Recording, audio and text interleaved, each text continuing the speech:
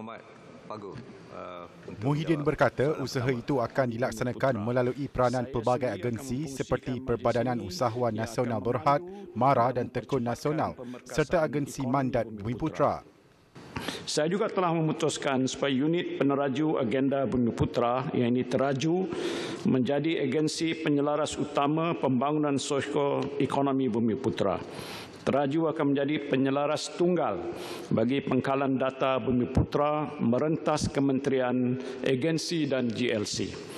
Beliau menjawab soalan asal Datuk Seri Dr. Mujahid Yusof PH Parit Buntar dalam sesi soal jawab di Dewan Rakyat hari ini yang bertanya mengenai langkah kerajaan meningkatkan ekonomi Bumiputra khususnya semakin ramai yang menganggur tanpa menyalahkan bangsa lain.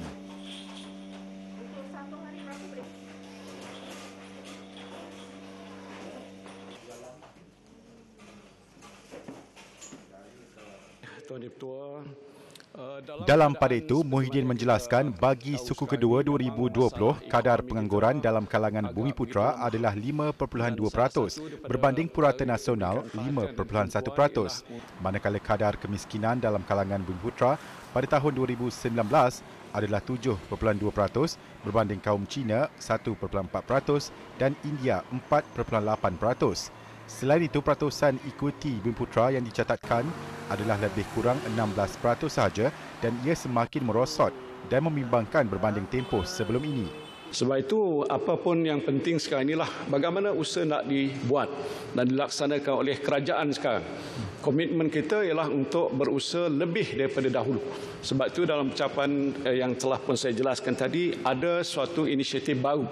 Umpama Majlis Kemakmuran Bumiputra, di mana dalam majlis ini yang saya akan fungsikan sini akan kita teliti dan halusi sektor-sektor mana sebagai contoh yang agak masih Bumiputra jauh di belakang. Katalah sektor pembangunan pembuatan ataupun sektor perbankan ataupun sektor pertanian.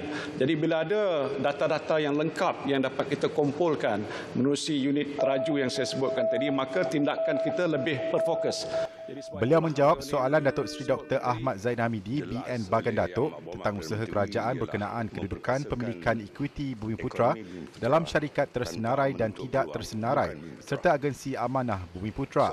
Dalam pada itu menjawab soalan tambahan Datuk Seri Hassan Arifin BN Rompin mengenai kerjasama ekonomi antara Bumiputra dan bukan Bumiputra bagi meningkatkan pelibatan golongan Bumiputra. Muhyiddin berkata beliau akan tumpukan berkaitan hal itu dalam rangka kerja yang sedang dirancang. Kerana itu juga salah satu pada usaha yang kita boleh lakukan untuk menggabungkan tenaga dan juga sumber modal daripada Bumiputra dengan bukan Bumiputra yang genuine. Ini genuine partnership, bukan dibuat secara yang lepas dikata Alibaba dan cara-cara yang mungkin tidak berapa sesuai dengan dasar kita.